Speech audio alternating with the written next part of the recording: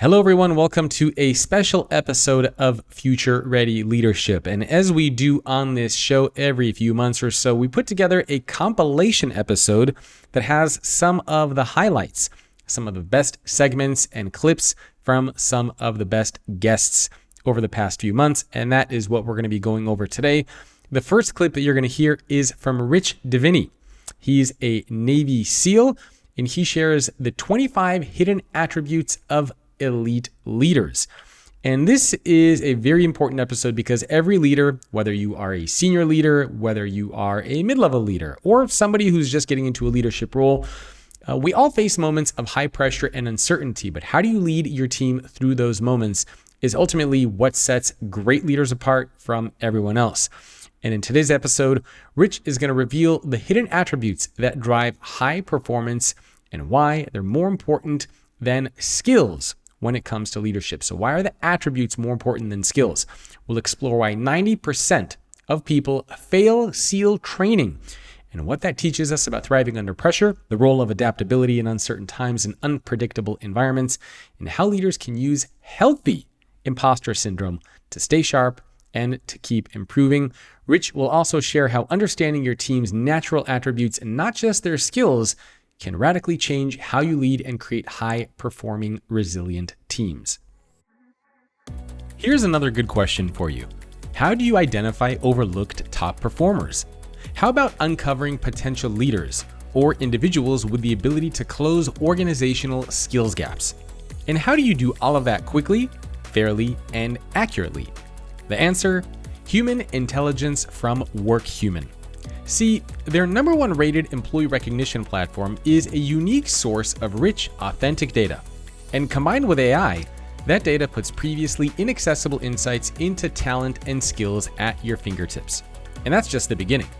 Human intelligence helps coach employees on what good peer-to-peer recognition looks like, turning every good job into better engagement, retention, and even more data. And it helps surface feel-good stories that illustrate the best of your company culture. To learn how today's leading companies are turning AI into a force for good with human intelligence, go to workhuman.com. That's workhuman.com. So let's talk a little bit about these attributes. So it seems like the way that you differentiate it, our skills are the how-to aspect, how to swim, how to shoot a gun, how to run, how to do whatever. Whereas the attributes are more, would you say they're more mindsets, or is a mindset different than an attribute? Or it's like a quality? I think it's more of a quality. The way I describe the quick definition would be skills are not inherent to our nature. We're not taught, or we're not born with the ability to ride a bike or throw a ball. They direct our behavior in known specific environments. Here's how and when to throw a ball or ride a bike, and they're very visible, so they're very easy to see and measure and test. Okay. Attributes are inherent to our nature. So in other words, all of us are born with levels of patience, situation awareness, adaptability. Attributes don't, now you can certainly obviously develop those over time and experience, right? But you can see levels of this stuff in small children. So anybody who has small kids or has been with small kids will agree with me when I say there are 1.5-year-olds who are patient and there are 1.5-year-olds who are impatient, okay? So there's a nature-nurture element to attributes. Attributes don't direct our behavior. Attributes inform our behavior. They tell us how we're going to show up to an environment. So my son's levels of perseverance and resilience informed the way he showed up when he was learning the skill of riding a bike, and he was falling off a dozen times doing so. And then finally, they're hard to see, which means they're hard to assess, measure, and test. But they show up the most visibly and viscerally during times of stress, challenge, and uncertainty. So they're driving our behavior at very elemental levels. Yeah, okay, that makes sense. So let's talk a little bit about what the attributes are. And you group them into kind of like these I guess these umbrella categories. So you have the themes and then the attributes below them, but you had grit, mental acuity, drive, leadership, and team ability. Are those the attributes, or are those kind of the categories and the attributes fall underneath those?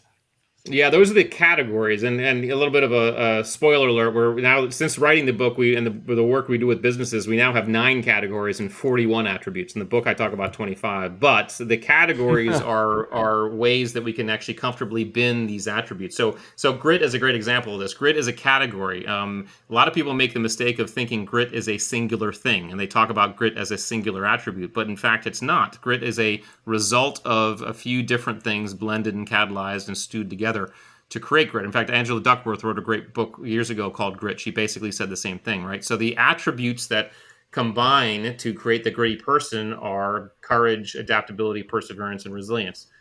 Same with mental acuity, same with drive, the attributes that create the driven person, right? So you think about the categories they've just been. Now, I will say, just because they are in those categories, they're not, those attributes aren't exclusive to those categories. One could make an argument that courage is a good leadership attribute, right? So it could go in the leadership category in certain cases, but these just kind of comfortably been in those categories, and it makes it a little bit easier to absorb and understand. Okay. So I thought maybe we could go through and explain what those categories are, and then maybe we can pick like one attribute from each category if we have time. Sure. So let me just add the ones that you said. So we have grit, mental acuity, drive, leadership, team ability. What were the new ones that you added in there since you wrote the book?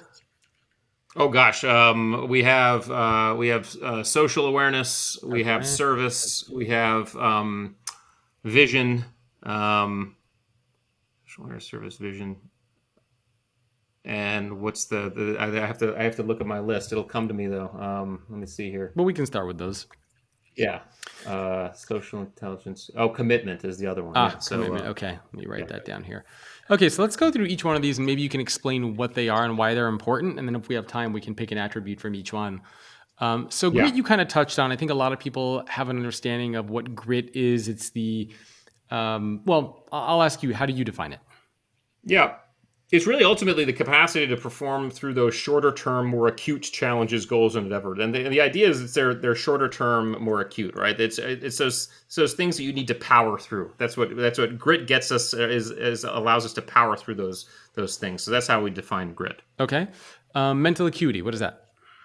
That is how our brain processes the world around us, right? So it has to do with our brain. The attributes involved in that are situation awareness. How much do we notice about our environment? Compartmentalization, our ability to focus in on something and block out everything else. Task switching, our ability to kind of shift our focus points between different categories and contexts. Learnability, and then discernment, which has to do with kind of our attention to detail. Okay. And the next we have drive, which a lot of people. So drive. So if grit speaks to those shorter term goals and challenges and endeavors, the drive speaks to those the capacity to perform through those longer term challenges, goals, and endeavors. So what are the attributes that make up the driven person? In that case, we have 4: self-efficacy, which has to do with this self-starterness. I have the confidence to do it. I have the initiative to get started, and I have the optimism to keep going. Narcissism is one, and we can talk about narcissism as an attribute. Yeah, when we get to that, that's the one I actually wanted to talk about for sure. All right, yeah. So let's just hang on that, because the other two are competitiveness and discipline, which are fairly self-explanatory. Narcissism is interesting, and I was looking at this when I was doing the research. I was asking, okay, what are some really powerful human drivers? I was avoiding narcissism for the same reason most people do, because I was thinking narcissistic personality disorder. Okay, but what I did is I got a copy of the DSM-5. I looked up the disorder, and in that text you'll find 9 criteria that if a physician can read those 9 and say yes to 5 or more in terms of the patient, then the patient is considered disordered. Right. So I read through those 9 things, and I'm happy to say I couldn't say yes to 5 or more. However, I was not innocent of everything I was reading. I was like, well, sometimes I do feel like this, sometimes I feel like this, right? So then I kind of backed up and I said, okay, why did I become a Navy SEAL in the first place? Okay, this was in the 90s. There's nothing really going on. 22-year-old kid. Okay, obviously I'm a patriot. I want to serve my country. But one of the biggest reasons was because I wanted to see if I could be a badass. I wanted to see if I could do something very few people could do. Okay. Then I asked my SEAL buddies, why did they become SEALs? And they said the same thing, right? Yeah, they're patriots, but they wanted to see if they could do something very few people could do. So at that point, I looked up the definition of what I call generalized narcissism. Okay, the general kind of simple definition of narcissism is the desire to stand out, be recognized, be adored, be made feel special. Okay, and I can tell you with certainty, and psychologists will agree, every single human being on this planet at some point in their lives wants to stand out, be recognized, be adored, be made feel special at some point, right? So it's a very, very elemental human driver, okay? So narcissism in general terms is this desire to stand out, be special, do something unique, okay? This is the impetus to some very audacious goals, whether it be being a Navy SEAL, being the best podcaster, being a top surgeon, or even being the rebel, wearing stuff that makes you stand out from other people. There's a form there, right? So the idea is we all have elements of this stuff, at least small elements, and they do drive us to some very audacious goals oftentimes, and that's why it's one of the attributes. Okay. All right. And then we can get back to the narcissism one is fascinating because everybody always thinks that's a terrible thing. You don't want to be narcissistic. People like Jordan Peterson talk about why narcissism is so bad. Part of his like dark triad philosophy that he has. Yeah. So we can talk about that too. Next, we have leadership.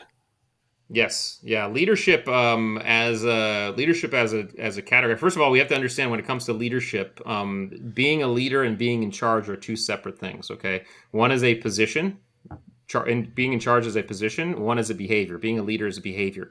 So in other words, we don't get to self-designate. We don't get to call ourselves leaders.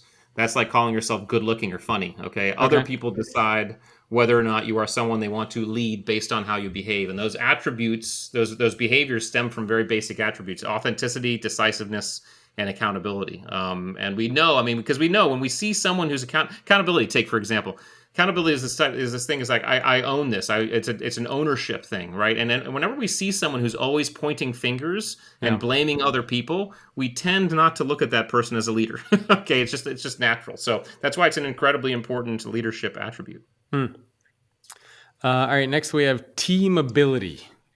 Yeah, team ability is this idea of how we operate with others in a teaming environment. And I would say just like leadership, you don't get to call yourself a great teammate. Other people decide whether or not you're a great teammate based on how you behave. And those attributes stem from, those behaviors are integrity, and that's do the right thing, okay, in the context of the group, right? Because do the right thing for one group looks different than do the right thing for another group, okay? Conscientiousness, which is this idea that you show up, you work hard, you're reliable, you're diligent, okay? Humility, that's kind of self-explanatory. Collaboration, also self-explanatory. And then insouciance. Insouciance is really defined as this casual lack of concern for what other people think. And why this is important is because this drives our behavior. Like someone who's high in insouciance, those are typically your iconoclasts. Those people who they march to the beat of their own drummer, they do their own thing, and usually people flock to them, right? They're trendsetters in many cases.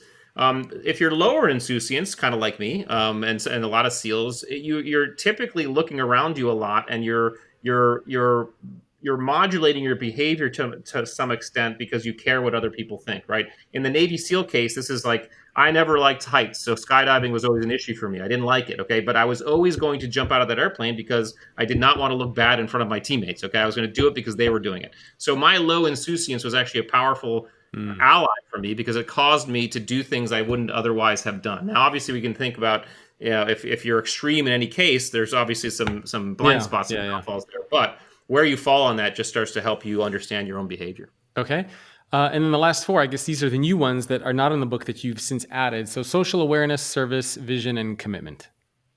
Yeah, so let's do commitment. Okay, the capacity to dedicate oneself to a task or outcome, and those attributes are persistence. Okay, a firm obstinance that I'm going to stay the course, and I'm going to make something happen. Tenacity, which is more like if I'm doing something and I counter a problem, I'm going to be able to shift my approach. Right, I'm more able to shift my approach. Confidence, which is self-explanatory. I know I can do this. Optimism, and that's that. Optimism is kind of you're in the optimal optimism. It's a realistic optimism, right? I know as I go through, I'll figure it out. And then patience, and again, patience is one of those ones. If you're high on patience, low on patience, doesn't really matter. It just drives your performance in specific ways, and so that's the commitment one. And then I'm guessing, so social awareness, probably the EQ. I guess from a high level, we could think about that, right? Social awareness, is that roughly how you would define it?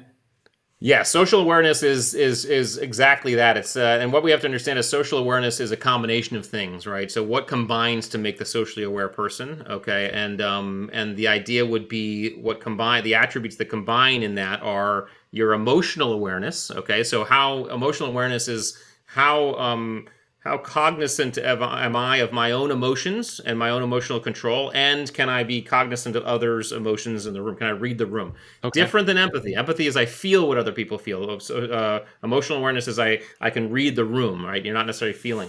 Okay. Extroversion, which is obviously we have introversion, extroversion. That's really where we get our energy from. Okay, so it has nothing to do with your ability to be social. It's just Those who are introverted their battery tends to drain when they're in large groups and environments. So it's kind of like me. Okay. My wife is extroverted. She's in those large groups. Her battery fills up. Okay. So, but again, our ability to be social is not necessarily affected by that too much. It can be, but it's not too much. Okay. Influence and charisma, same thing. Charisma, this entertainment value, influences. I move people. And then of course, humor. Humor is really important in terms of being able to relate to other human beings. It's a very powerful attribute if you're able to laugh when things are tough.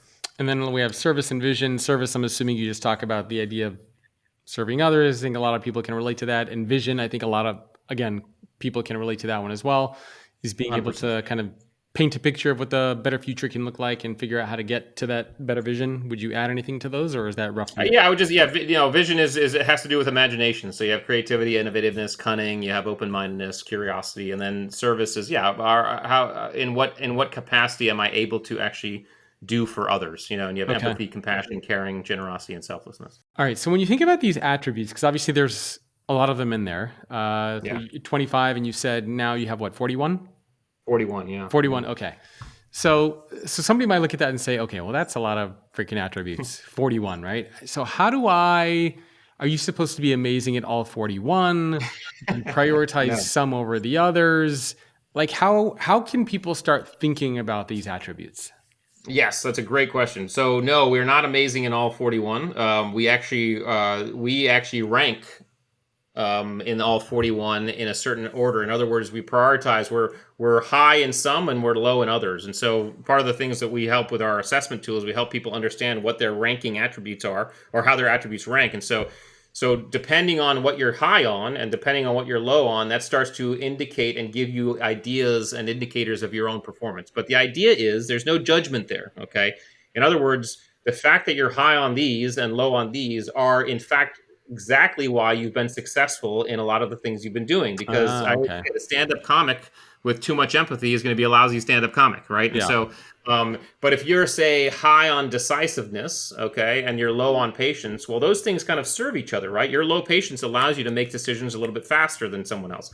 There are obviously sometimes some blind spots, sure, but you want to look at these rankings more in, okay, this is how and why I perform the way I do versus it's a judgment or a verdict on how I am or who I am as a human. The way I describe this real quick, Jacob, to people is I talk about, I say that human beings are like automobiles, okay? But we're all different kinds. Like some of us are Jeeps, some of us are SUVs, some of us are Ferraris. And there's no judgment there because the Jeep can do things the Ferrari can't do, and the Ferrari can do things the Jeep can't do. But we want to lift our hood and figure out what kind of car we are. And the attributes allow us to figure out what kind of car we are, and it starts to help speak to our performance in different environments. Up next, we have Keith Ferrazzi, and he's going to be talking about traditional leadership and why it's dead and why Teamship is the new secret to team success. Keith is the founder, chair, and CEO at Ferrazzi Greenlight. He's also the best-selling author of several books, including Teamship, Never Lead Alone, and Never Eat Alone. And in this episode, we're going to be digging into building a challenge culture, which is a strategy that helps team address issues openly and hold each other accountable. We're also going to be talking about practical tools like monthly stress tests to identify project challenges early and energy checks to boost resilience. Keith is going to give leaders some clear steps to create teams that truly support one another and perform at their best.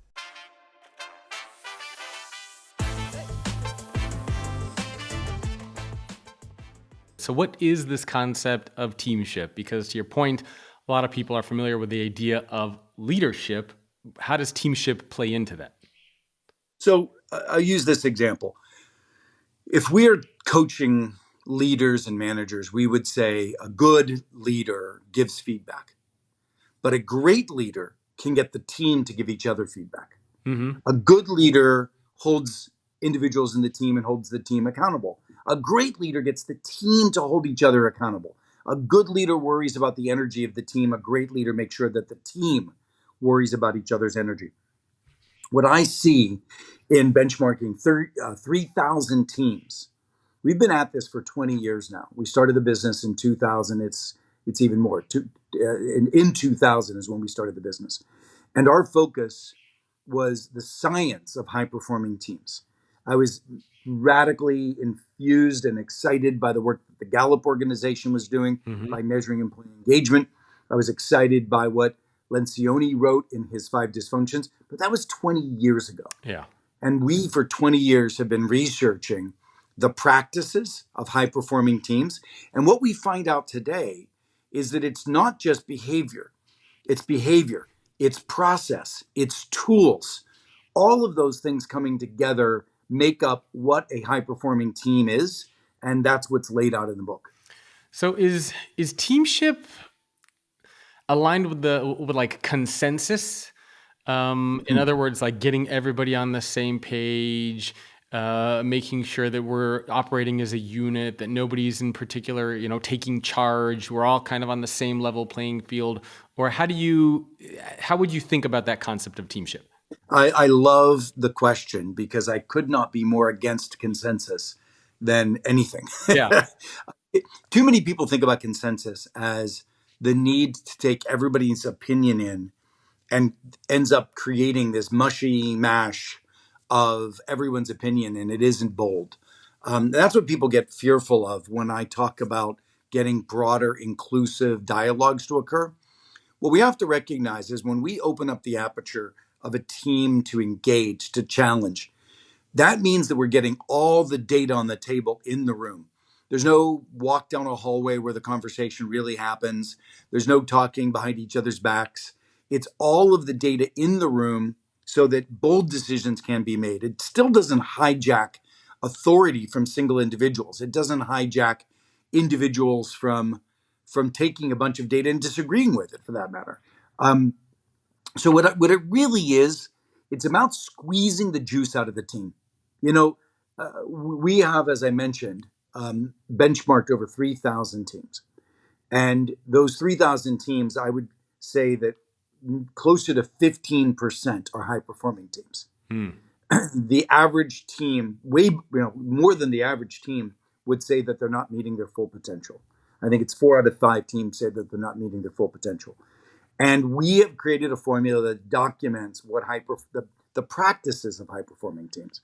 The other thing that I find challenging about leadership is it can be awfully nebulous. Yeah. It's very conceptual. And we get into practice. Nothing lands for us in our research until it can be an observable practice that's repeatable for any team to adopt. So, the book is full of 10 critical shifts that that a team needs to make. And for each shift, there's a clear set of practices that they can adopt. There's even a diagnostic tool for every shift to see where you are along the way. So we really wanted to make this a manual for a team's transformation. And one of the reasons I ask about consensus, because I've done this with a few different companies. In fact, even a few days ago, I was with a big organization, and it was 11 of the top executives at the company were in a team. And then I asked them, and the CEO agreed to this. I said, well, can we all give the CEO a little bit of feedback? And the big piece of feedback they all gave to the CEOs, they said they wanted him to be less democratic. They said, we want you to make decisions because sometimes you're so democratic that you want everybody's opinion and everyone's feedback and you want everyone's ideas to be heard, that it slows things down so much that if we can't agree on something, we just debate things forever and ever. And sometimes we just need you to say, hey, this is the direction that we're going. I love it. I've heard everyone's feedback. Let's go. And it's interesting because especially I think in today's world, so many leaders want to, they want everyone's voice to be heard. They want to feel like everyone's respected, everyone's valued, but that doesn't necessarily mean that other people have to make the decisions for you. It just means you listen to their feedback, get their ideas and suggestions, but you can still make the decision. And it's really interesting to see, like, I don't know, if we were to go back 20, 30 years ago, like you've been in this space for a long time, it almost feels like leaders at that time would have no problem making a decision. Like a Jack Welch, a Steve Ballmer, any one of those leaders, they would have no problem saying, this is the course that we're going on. Today, I don't know, does it feel like we're missing a little bit of that ability for leaders to make that bold action? Yes. I don't think so. I don't think we're missing that. I feel that it's still falling back on control and hierarchy and more dictatorial kind of behavior. That actually still is the mode of most leaders in companies today. I think if you spending some time up in the Bay Area with some of the startups or some of the tech companies competing for talent, that they might have actually gone a little too far Yeah. to the left on that one. And I feel like to some extent, a lack of accountability and a little bit too much tiptoeing. But let me take you back for a second. I like that. Too much tiptoeing. That's what I was looking for. So let's spend the last 10 minutes talking about some action items. So some steps that people can take. So they want to make this shift toward Teamship. They want to put some of these ideas into place. Obviously, you have a whole book with tons of things that people can learn from. But maybe if we were to talk about, I don't know, 3 practical steps for people to take, where would you begin? Number one, and it's in the first chapter, we need to start redefining team. Okay. So I would have a team sit down and say, what are the 5 big hills we're trying to take? And with every big hill we're trying to take, some critical initiative, I want to know who are the most important people to the success of that hill. And it has nothing to do with org chart. I want us to identify the 8 to 10 people that are critical to achieving this, product reinvention, this whatever. And it could be somebody in sales, somebody in marketing, etc. Once you identify that critical core group of 8 to 12 people, that now becomes your team. Okay. That everything I'm about to say is a part of. And then there's a broader group. So one question on that before you go to the next one. Would you do this quarterly, monthly, yearly, up until the point you've conquered that hill? Like, how often does this process? Yeah. I look at, these are called building your RAP, your relationship action plan. Okay. Building your RAP around critical OKRs and KPIs. That should be done at least quarterly. Okay. Around strategy, big strategy issues. The next step is with that group, you need to stress test on a monthly basis where you are. So the exercise I described earlier, where the person presents where they've been, where they're struggling, where they're going, and the team gives very candid written documentation around, I challenge you here, here's an idea, here's some place for help. That has to be done on a monthly basis. And it doesn't have to be done in a meeting. You can do it asynchronously. Somebody could shoot a video of the report, which is 5 minutes, and then everybody just opens a Google Doc and reports in. But that's so important that we collectively stress test. That's the act of gaining alignment. That's the act of calling out challenges early. So that's so important, particularly if you redefine team. You've got all your core constituencies, their eyes on this project in a stress testing manner. So that's number 2. Number 3 is, and I mentioned it earlier, do your energy checks. Make sure that the team knows it has to have each other's back. Make sure that the team knows where everybody is emotionally. And we do this exercise energy check on a scale of 0 to 5. What's your energy and why? What's bringing it down? And if you do those 3 things, I mean, the way we've got 10 shifts. There's a number of shifts that are about the bonded and connectedness of the team. And that's where the mental health, resilience, all that stuff comes in. There's a number of them around candor and growth and feedback. Then there's a number of them around what I call re-engineering collaboration. Let's do 21st century collaboration, not industrial era collaboration, relying on a bunch of meetings. So I just gave you 3 different practices that would hit all 3 of those layers of the cake. But as I said, there's 37 of those high return practices in the book. There's 10 critical shifts across those 3 layers. And, it's just a roadmap. The book is designed as a practical guidebook for your team's reinvention. Okay. So then for people listening and watching, step 1, you identify what are the top, you said 5 hills that you want to take. And so who identifies those? Is this the leadership team, the team in general? Like, who comes together to identify what those 5 hills are? The team in general. I mean, and that's where you use our tools again. So, I would you could either have the boss present the 5 hills and then have the team stress test it. Okay.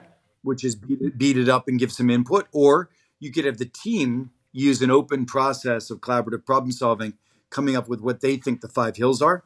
Everybody does that asynchronously before the meeting. Everybody reads what everybody thinks the 5 hills are. Then we come into the room prepared to land the plane and decide what our most important 5 hills are we need to be aligned with.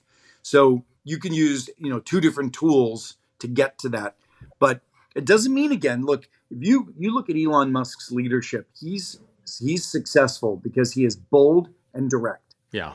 And I'm not suggesting that this turns into consensus again. This turns into everybody's point of view clearly, boldly, courageously heard so that a bold decision can be made. Yeah.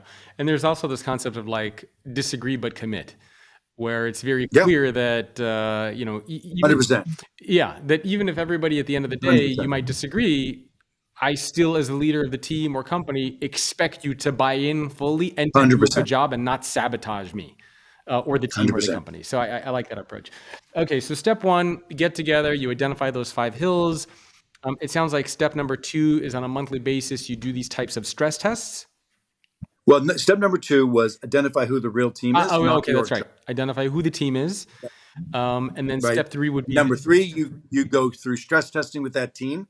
So you stay on track and you do it in monthly agile sprints. I kind of slipped in a little bit of an extra practice here, which is your work should be engineered around agile sprints. Okay. And then at the end, you make sure that the esprit de corps and the energy of the team stays strong with having that safety net of an energy check as you go through. So this isn't about putting together these big, comprehensive strategy documents and presentations, and it's really more of a nimble and quick process. But how do you? Amen. So is there a step in this process that comes down to like, I don't know, assignments? Like how do you break down the? Yeah, I mean, I'm not taking away the authority structure and the structure of where work happens. Okay. That your organization is designed around that. Once you have the big hills, once you identify who the team is, once you start stress testing, the engineer is going to lead the product development. Okay. The sales guy is going to lead the go-to-market. The HR person is going to lead the talent recruitment piece, etc. So you're gonna have your swim lanes, but you're not going to feel like you're constrained to them. These days, it feels like there isn't much good to go around in the world of work. But WorkHuman knows when we celebrate the good in each of us, we bring out the best in all of us. It's why they created the world's #1 employee recognition platform. And they didn't stop there. Combining rich recognition data with AI to create human intelligence so you can get uniquely good insights into performance, skills, engagement, and more. To learn more about how you can join their force for good, go to workhuman.com or check out their own podcast, How We Work, which explores the trends, issues, relationships, and experiences that shape our workplaces. Next up, we have Dan Priest. He is the Chief AI Officer of PwC in the United States. And in the episode with Dan, we talked about, is AI going to take over the world? Dan says, not so fast. So AI is moving faster than most leaders can actually keep up, but if you're not leveraging it, you're already behind. But the challenge is that AI adoption is not as simple as plugging in new tech. And while some companies are already using it to outpace their competitors, others are stuck in analysis paralysis, not sure how to implement AI or what to do with it. So we're going to be talking about all of that in this segment. Learn why AI has moved from a technical tool to a business strategy driver, how companies can avoid the biggest AI adoption mistakes, the critical role of responsible AI governance, and why understanding AI's human impact is just as important as its technical capabilities. I hope you enjoyed today's very special episode of Future Ready Leadership, again with our 3 guests, Rich Diviney, Keith Ferrazzi, and Dan Priest. Enjoy.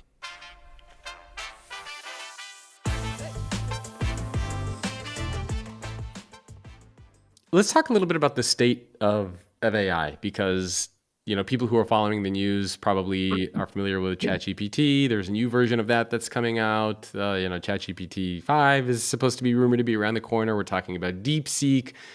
We're talking about all this stuff out there. And I think a lot of people are just wondering, how advanced are we with AI really? Like, what are these capabilities truly? Is it hype? Because we've been talking about AI for years and it's never kind of gotten to the point where a lot of people thought. And so at least I find a lot of business leaders are thinking, is it really different this time? Is it just kind of the same? So when you're talking to a lot of leaders at organizations who are asking you these questions about AI, what are you telling them as far as where we are and the progress we've made and where we're going? So certainly it's hyped. Certainly there is hype about AI, but there's a reality to it too that is foundational and industrial strength and ready for prime time. And there's a lot of proof points out there now that confirm that. But we talk about a jagged frontier, meaning AI is not monolithic and it's better suited for certain use cases than others. Like it's not a perfectly uniform innovation frontier. It's jagged, and you have to kind of know what use cases lend themselves nicely to AI, and then you have to invest in developing the AI capabilities for others. And it does take an investment. It takes some of your best talent. It takes perseverance, engineering know-how, business know-how.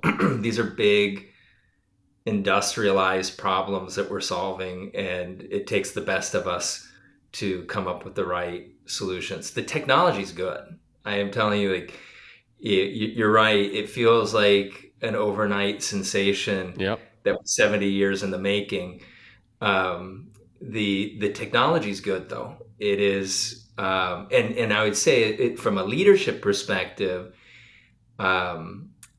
We each need our aha moment to give us conviction that the technology is good and it is ready, and you can build reliable capabilities on it and with it.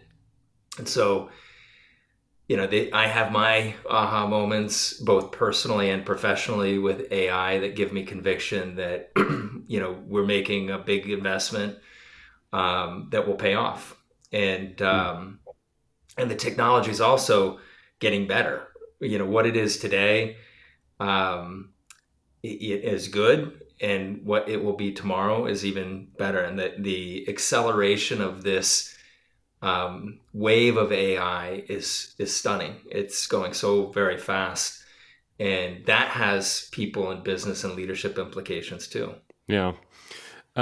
So where are we, do you think, kind of in the state of AI as far as capabilities? Because you were mentioning that there are some real proof points as well. Are there any like cool examples or case studies or stories that come to mind of how organizations are using AI that's really making an impact? Because a lot of people think of something like ChatGPT. It'll write something for you. It'll answer questions for you. It'll make some images for you. But the implications, I think, especially in the business world, go far, far deeper. So what are you seeing as far as how companies are really using AI to make a difference? Do any cool things come to mind? Sure. So we just did a CEO survey, and the results suggest those proof points are real. So over half of the CEOs surveyed said they were getting efficiencies across their business. About a third said that they were growing revenue with AI. We had done a previous survey where same kind of numbers, but just leaders talking about how embedded AI had become in the back office, in their workflows, in their front office, in products and services. And at that point, they were saying a third of products and services had AI embedded, which I was kind of surprised by. That it was that high even. And so we did a fair number of client conversations, and had one with a leader of a cruise line, and he was saying how AI's to our previous conversation, AI has been around for a long time in the form of deep learning, machine learning, and they've been using AI to predict what a cruiser would want. Mm-hmm.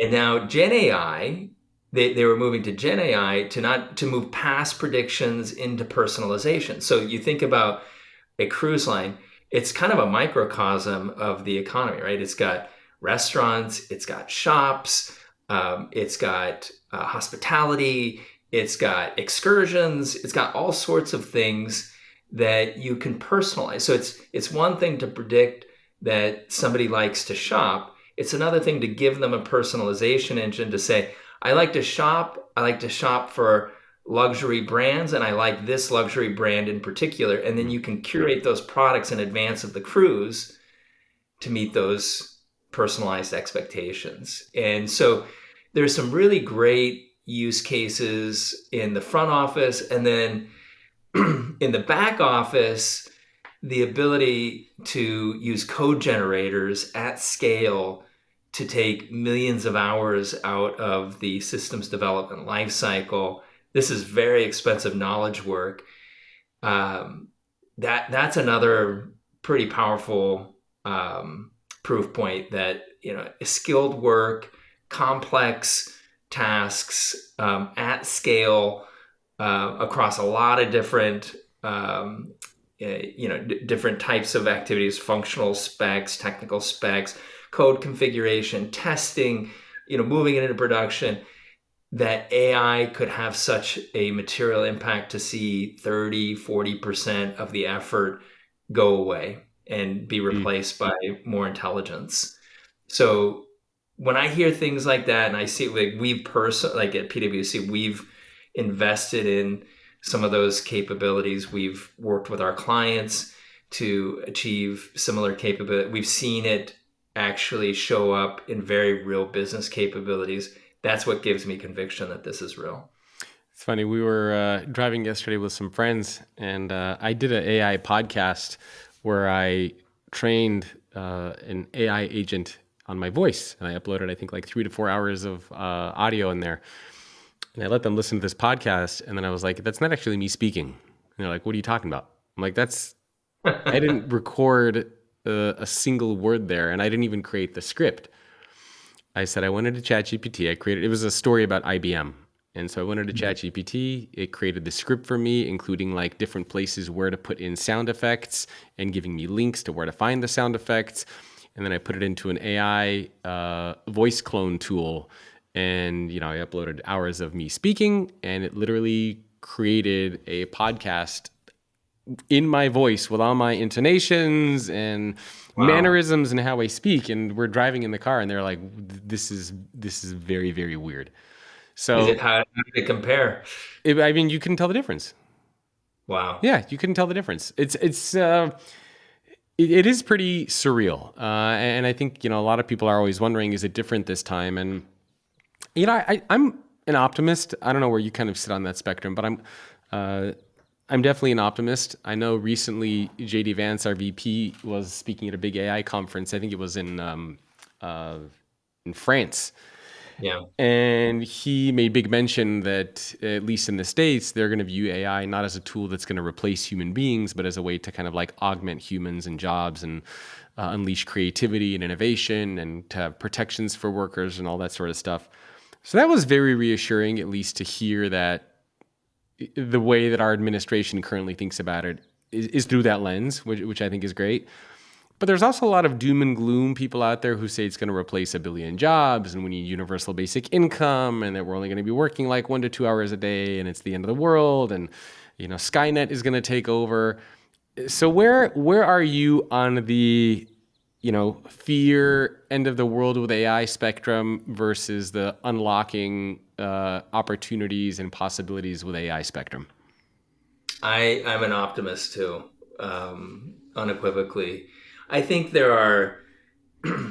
It's interesting. I did see some of that speech that you're referencing, and it's interesting though that the thinking has evolved a bit over the last year where the emphasis on safety and concerns about the implications of AI have given way to more about the potential that comes Yeah.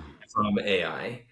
And I think more and more people feel like before we get to the worst case scenario, there's a lot of really good things that we can achieve with AI, and we need to make sure that we're planful about the consequences of AI and the the potential pitfalls associated with AI and the human implications of AI.